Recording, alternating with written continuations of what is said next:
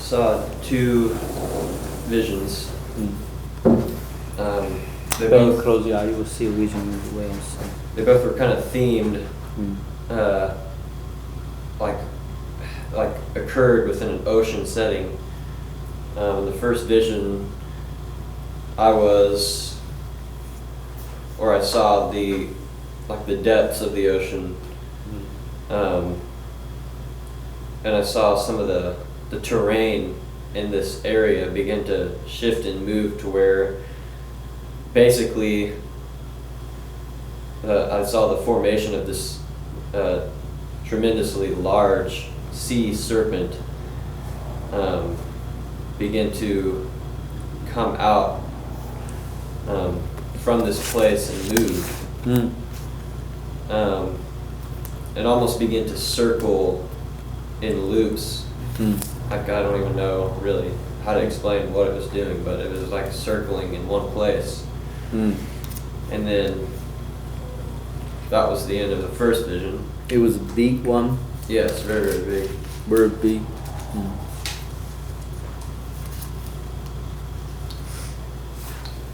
Good. In the second vision, I felt like I was even at our own beach, kind of in the tide pools and everything, and Whiskey Creek. yeah, Okay.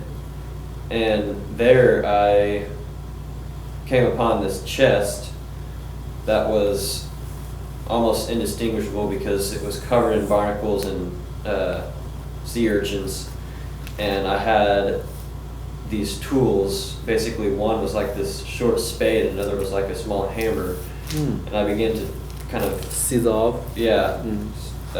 knock off anything that was attached to the chest until it was clean of those things, and then inside were like just very, very valuable items like gems. So that was what I saw in the second vision. A treasure box. Yeah. What a shape was the decoration of it? Well, when I first came upon it, you couldn't even tell because it was covered in All these different. overgrowth. Yeah, but then it was just like a wooden chest. Wooden chest. That's your dad. What it means.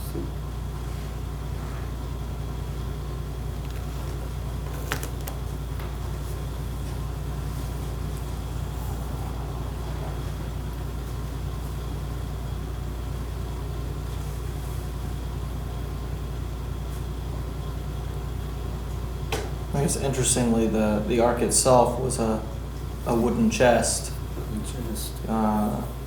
You have this transforming. I think that I wrote down all these things that are the triune, a triad of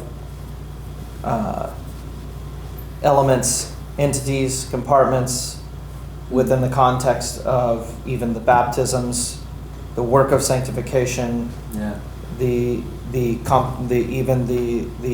persons of God. Give us a list. And so you have three courts, and the the body of man is composed, or the elements of man are body, soul, and flesh.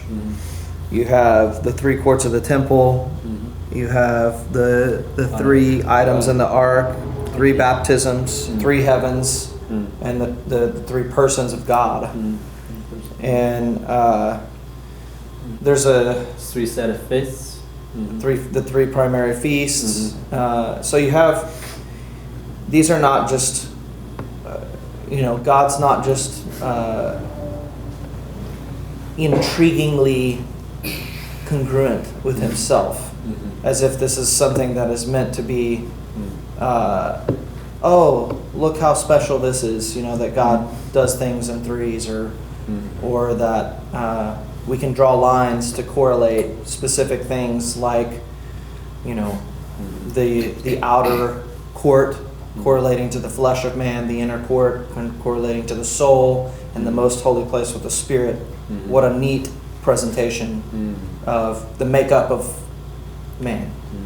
But especially in the context of the baptisms and the baptisms being a culminating, if we have different parts that accomplish something and produce something, then the three baptisms are the three parts of sanctification at work as a living, productive reality that God designed in the finiteness of man's makeup.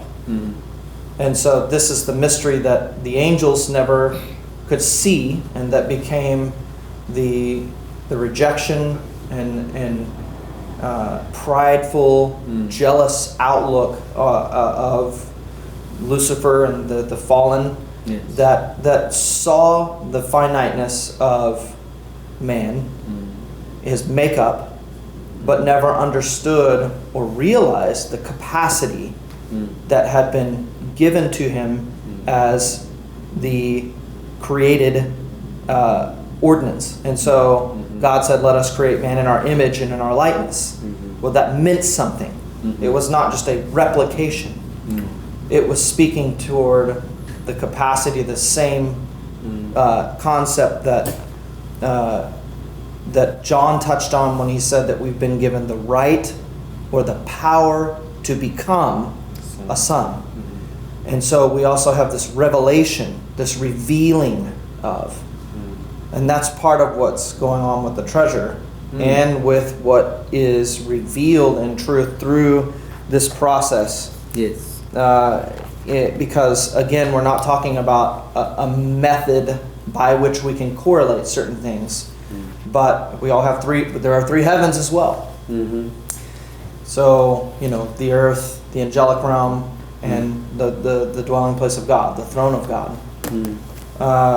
And so you have this process of sanctification and revelation that take place to bring fullness to what God's purpose is. Now, the maturation, the coming into maturity and perfection, which is directly correlated to this revelation, is what in itself becomes the full expression of God's manifold wisdom. That's right.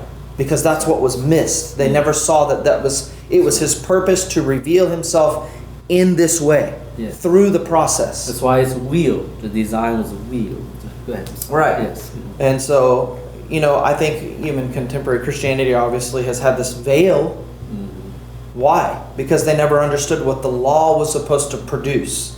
So it became a veil over their minds and their hearts, because they never, there was no revelation.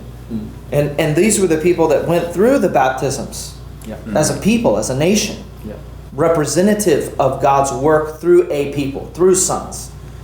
And so, in a sense, there's back to the vision there.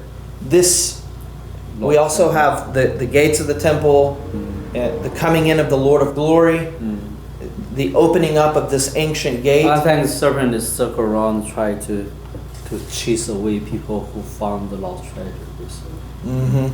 I was thinking, the enemy being along that line, stirred up in the sea. In the realms of the peoples, to cause this confusion. I think it's present right now. Right. So relevant to us. And this, I think that the treasure is as well, because what has happened to this, even the ark itself had three different parts. It had the outer, it had the wooden portion. It had the inner contents, and then it had the overlayment that was meant to be made precious, and so, but what has happened in the vision is it's been encrusted. So it's covered up. Man's ideas, right? Traditions. I believe that's implied. Right. Overgrowth.